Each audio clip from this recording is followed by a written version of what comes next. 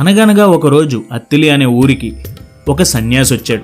ఆ సన్యాసిని ఊర్లో ఉన్న వాళ్ళందరూ వాళ్ళ ప్రశ్నలు అడిగి సందేహాల్ని తీర్చుకుంటున్నారు. అయితే ఆ ఊర్లో ఉన్న ఒక అమ్మాయి సన్యాసిని అడిగింది, ఈ ప్రపంచంలో చాలా గోలలు గొడవలు జరుగుతున్నాయి, ఇంత గోల మధ్యలో మనం శాంతంగా అతి ఆలోచన లేకుండా ఎలా ఉండాలి అని అడిగింది. అప్పుడు ఆ సన్యాసి తన దగ్గరలో ఉన్న ఒక చెట్టుని చూపించి అన్నాడు, ఈ చెట్టు కింద ఎన్ని ఆకులు రాలిపోయి ఉన్నాయి చూసావా, అవి చాలా ఆనందంగా చెట్టుకు అంటుకుని పచ్చగా ఉండేవి. కాలం మారింది అంతే, ఆనందంగా అటు ఇటు ఊగుతూ కిందకి రాలిపోయాయి. వాటి టైం అయిపోతే ఎలాంటి అడ్డు చెప్పకుండా రాలిపోయాయి. కానీ మనం ప్రతి విషయానికి అడ్డు చెప్తున్నాం, ఇలా జరగకూడదని అంటున్నాం. అలాగే మన జీవితం కూడా, మన లైఫ్కి ఒక రిథమ్ ఉంటుంది అండ్ ఓవర్ థింకింగ్ అనేది ఆ రిథమ్ని ఆపుతుంది. లైఫ్లో అన్నిటినీ పట్టుకుని కూర్చుంటే అతి ఆలోచనతో బుర్రపాడైపోతుంది. అందుకే కొన్ని సందర్భాల్లో వదలాల్సిన విషయాల్ని గ్రేస్ఫుల్గా వదిలేయాలి. అప్పుడే మనం మనశ్శాంతితో అతి ఆలోచన చేయకుండా ముందుకు వెళ్తాం. హాయ్ ఫ్రెండ్స్, ఎలా ఉన్నారు? లైఫ్లో అన్ని విషయాల్ని పట్టుకు కూర్చుంటే అతి ఆలోచనతో బాధపడతాం. అదే వదిలేసి ఈ లైఫ్కి ఉన్న న్యాచురల్ ఫ్లోకి స్టిక్ అయితే పీస్ఫుల్గా మనశ్శాంతిగా ఉంటాం. అదే ఈ కథ చెప్తుంది.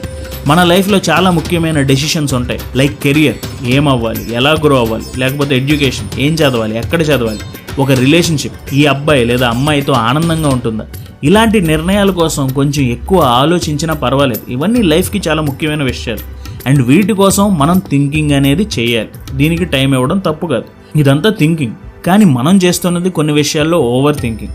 ఈ ఓవర్ థింకింగ్కి డెఫినేషన్ ఏంటంటే, చిన్న విషయాల కోసం ఎప్పుడైతే ఎక్కువ మెంటల్ ఎనర్జీని వాడతామో అది ఓవర్ థింకింగ్. ఇలా ఓవర్ థింకింగ్ చేస్తున్నప్పుడు మన మానసిక శ్రమ మొత్తం లైఫ్కి అంత ముఖ్యం కాని విషయాల మీద వాడేస్తాం.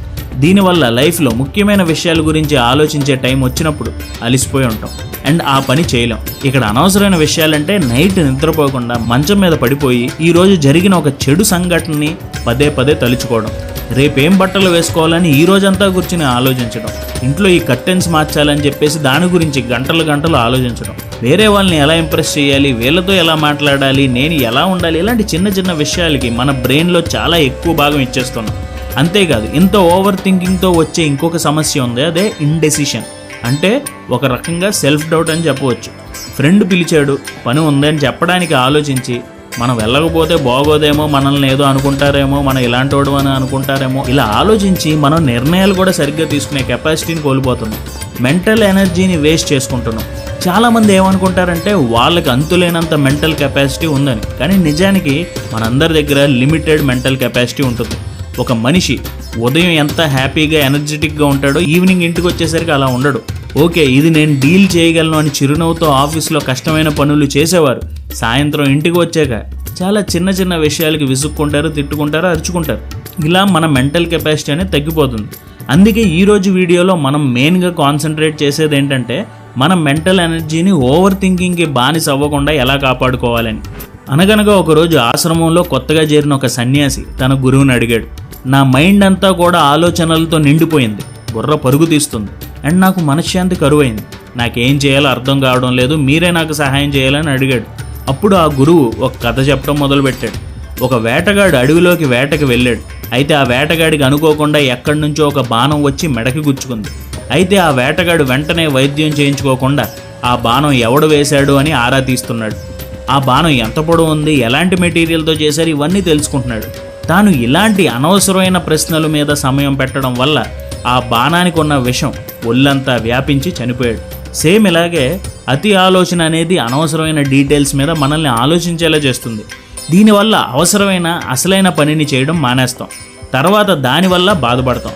చివరికి గురువు ఏం చెప్పాడంటే, అతి ఆలోచన నుంచి తప్పించుకోవాలి అంటే ప్రజెంట్ మూమెంట్ మీద మనం ఫోకస్ చేయాలి. వేటగాడికి బాణం తగిలినప్పుడు తాను చేయాల్సింది ఆ దెబ్బకి వెంటనే వైద్యం చేయించుకోవడం. అలా చేయాలి అంటే అనవసరమైన డౌట్స్ అండ్ డీటెయిల్స్ గురించి ఆలోచించకూడదు. మనం చేయాల్సిన పనిని చేయాలి. అప్పుడే మీకు మనశ్శాంతి దొరుకుతుంది, అతి ఆలోచన నుంచి విముక్తి లభిస్తుందని ఆ గురువు చెప్పాడు. ఈ కథలోని వేటగాడిలాగా మనం కూడా ఆలోచిస్తాం. ముఖ్యంగా కొంతమంది ఇప్పుడు ఏం చేయాలనే ఆలోచన కంటే కూడా పర్ఫెక్ట్గా ఏదో చెయ్యాలని, చేయాల్సిన పనిని పక్కన పెట్టుకుని ఆలోచిస్తూ ఉంటారు. వాళ్ళ దృష్టిలో అన్నిటికంటే పర్ఫెక్షనే ఎక్కువ. సమస్యకి ఒక్కటే పర్ఫెక్ట్ పరిష్కారం ఉందని నమ్ముతారు. కానీ నిజానికి ఒక సమస్యకి అనేక పరిష్కారాలు ఉంటాయి.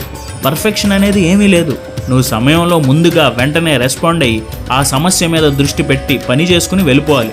అంతేగాని ఇది పర్ఫెక్ట్ కాదు, అది పర్ఫెక్ట్ కాదు అని ఆలోచిస్తే ఎనాలిసిస్ పెరాలిసిస్ వచ్చేస్తుంది. ఎనాలిసిస్ పెరాలిసిస్ అంటే ఒక లూప్ ఆఫ్ థాట్స్లో చిక్కుకుపోవడం, పదే పదే పదే అదే మాట్లాడడం, పదే పదే పదే అదే ఆలోచించడం. తప్పు చేయకూడదు అందుకే ఆలోచిస్తున్నాం అని అనుకుంటారు, కానీ నిజానికి ఒక తప్పు చాలా మంచి పాఠాలు చెప్తుంది. సో తప్పు జరగడంలో తప్పే లేదు. అండ్ మనం పనులు చేసేప్పుడు కూడా మన మైండ్ సెట్ పని చేస్తున్నాం అనే కంటే కూడా ఎక్స్పెరిమెంట్ చేస్తున్నాం అన్నట్టు ఉండాలి. ఎందుకంటే ఎక్స్పెరిమెంట్కి ఎక్స్పెక్టేషన్స్ ఉండవు, జస్ట్ రిజల్ట్స్ మీద ఫోకస్ చేస్తూ ఇంకా బెటర్గా చేయగలమా, ఇది సరిపోద్దా లేదా, ఇలాంటి థాట్ ప్రాసెస్లో ఉంటాం.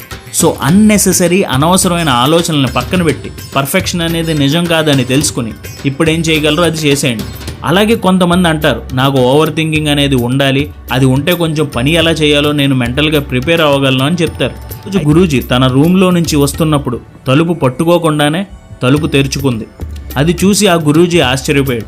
ఏంటా అని చూస్తే తలుపుకి అటుపక్క తన శిష్యుడు దగ్గరుండి తలుపు తీశాడు. ఇది తెలుసుకున్నాడు. నేను తలుపు కొట్టను లేదు, నేను వస్తున్నట్టు వీడికి ఎలా తెలిసిందని ఆ గురూజీ ఆశ్చర్యపోయాడు. మళ్ళీ ఇదే సీన్ వారంలో 5 సార్లు రిపీట్ అయింది. గురూజీ తలుపు కొట్టకుండానే ఆ శిష్యుడు తలుపు తీస్తున్నాడు. ఈసారి ఈ గురువు ఏం చేశాడంటే ఆ శిష్యుడిని పిలిచి, ఎలా తీస్తున్నావురా, నేను అసలు తలుపు కొట్టను లేదు కదా, నీకు ఎలా తెలుస్తుంది నేను వస్తున్నాను అని అడిగాడు. అప్పుడు శిష్యుడు అన్నాడు, గురువుగారు మీకు కోపం ఎక్కువ కదా, మీరు ఎప్పుడూ అరుస్తూనే ఉంటారు, సో మీ అరుపుల్ని విని నేను తలుపు తీస్తున్నాను అని ఆ శిష్యుడు చెప్పాడు. అప్పుడు ఆ గురువుకి అనిపించింది, నేను ఇంత కోపిష్టవాడినా, నేను శాంతి మాటని అందరికీ చెప్తున్నాను, నేను పాటించలేకపోతున్నానని తన వాల్యూస్ని మళ్ళీ తలుచుకుని తన కోపాన్ని స్లోగా వదిలేశాడు. మనందరం కూడా అంతే, లైఫ్లో జరుగుతున్న రకరకాల విషయాల గురించి ఆలోచిస్తూ మన వాల్యూస్ని మర్చిపోతున్నాం. మనకంటూ కొన్ని వాల్యూస్ ఉంటే అది అతి ఆలోచనని తగ్గించి డెసిషన్ని వెంటనే తీసుకునేలాగా మనల్ని గైడ్ చేస్తుంది. అంతేకాదు, our values don't just guide choices, they also shape thoughts and our interest. కొంతమందికి వాల్యూస్లో నిజాయితీ ఉంటుంది, దానివల్ల వాళ్ళు ఏ పనైనా సరే నిజాయితీగా చేస్తారు. కొంతమంది వాల్యూస్లో కైండ్నెస్ అంటే దయ ఉంటుంది, దీనివల్ల వాళ్ళు వేరే వాళ్ళకి ఆపద వచ్చినప్పుడు ఎక్కువ ఆలోచించకుండా సహాయం చేస్తారు. ఇంకొంతమందికి వాల్యూస్లో త్వరగా నిద్రపోవడం ఉంటుంది, అందుకే వాళ్ళు రాత్రులు పార్టీలకు వెళ్లకుండా ఇంట్లోనే హ్యాపీగా ఎర్లీగా నిద్రపోతారు.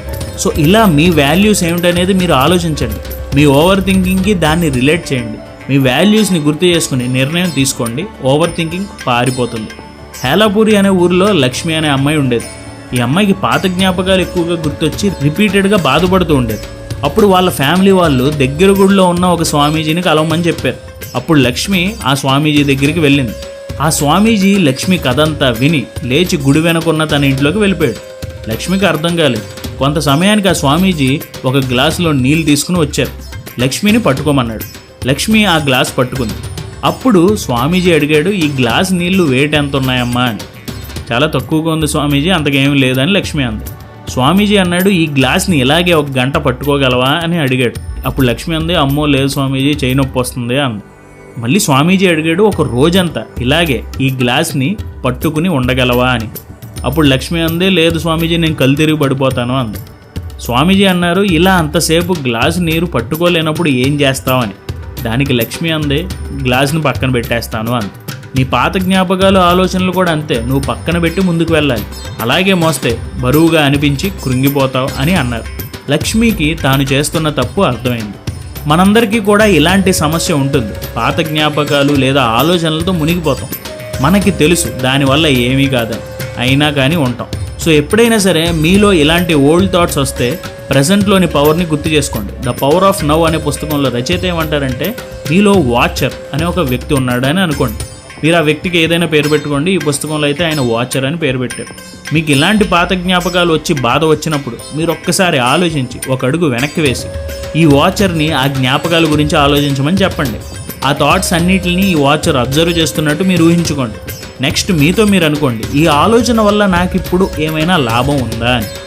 లాభం లేదు అంటే ఆ వాచర్ని ఆ థాట్ని తీసుకువెళ్ళిపో అని చెప్పి మీరు ప్రజెంట్లోని వర్క్ మీద కాన్సన్ట్రేట్ చేయండి. ఇలా ఏ థాట్ వచ్చినా కూడా ప్రజెంట్లోని పవర్ని తెలుసుకోవడం వల్ల ఆ థాట్స్ నుంచి బయటపడి ప్రజెంట్లో మీరు చేయాల్సిన వర్క్ మీద మీరు కాన్సన్ట్రేట్ చేస్తారు. హైదరాబాద్లో రోహిత్ అని ఒకడు ఉన్నాడు. వాడికి లైఫ్లో ఏదో ఉంది, ఈ ప్రపంచం ఏదో చెప్తుంది, నాకు అర్థం కావడం లేదని ఎక్కువగా మాట్లాడుతూ ఉండేవాడు. ఒకసారి హైదరాబాద్లో ఒక ఆశ్రమానికి వెళ్ళాడు. చాలా ప్రశ్నలు అడగాలని ఆ ఆశ్రమంలోని మెయిన్ గురువు దగ్గరికి వెళ్ళాడు. ఆ గురువు దగ్గరికి వెళ్ళి మాట్లాడే లోపు ఆ గురువు అన్నాడు, బయట ప్లేట్ నిండా పులిహోర చక్కెర పొంగలి పెట్టారు, తిన్నావా అని అడిగారు. అప్పుడు మనోడు తిన్నాను అని చెప్పాడు. అయితే ఆ ప్లేట్ని క్లీన్ చేయడం మర్చిపోకని చెప్పి ఆ గురువు లేచి వెళ్ళిపోయాడు. రోహిత్కి కొంత సమయం అర్థం కాలేదు, కానీ ఆ ప్లేట్ క్లీన్ చేసి అక్కడ పెట్టాక మాత్రం అతనికి జీవిత సత్యం అర్థమైంది. జీవితంలో ఏదో ఉంది, ప్రతిదానికి ఒక అర్థం ఉంది, ఆ పరమార్థం ఏమిటో తెలుసుకోవాలని చాలామంది అనుకుంటారు. కానీ నిజానికి అంత ఆలోచించకుండా నువ్వు తిన్న తర్వాత ప్లేట్ కడిగినట్టు నువ్వు నెక్స్ట్ చేయాల్సిన పని ఏంటో అది చేసుకుంటూ వెళ్ళిపోవడమే జీవితం. ప్రతిసారి లైఫ్లో ప్లానింగ్ వేయడం, స్ట్రాటజీస్ రాయడం ఇవి మాత్రమే కాదు, లైఫ్లో కొన్నిసార్లు చాలా సింపుల్ విషయాల మీద ఆధారపడి ఉంటుంది. ఎప్పుడైతే మనం ఎలా ఆలోచించకుండా ఏదో ఉంది, అది ఉంది, ఇది ఉంది అని ఆలోచిస్తామో జీవితంలో చిన్న చిన్న సరదాలు మనం మిస్ అయిపోతాం. ప్రతి దాంట్లో ఏదో అర్థం ఉంది అని అతిగా ఆలోచించడం మానేసి మన కర్తవ్యం ఏమిటి, నెక్స్ట్ ఏం చేయాలనే ఆలోచనతో ముందుకు వెళ్తే మనకి ఎలాంటి ఎదురుండదు.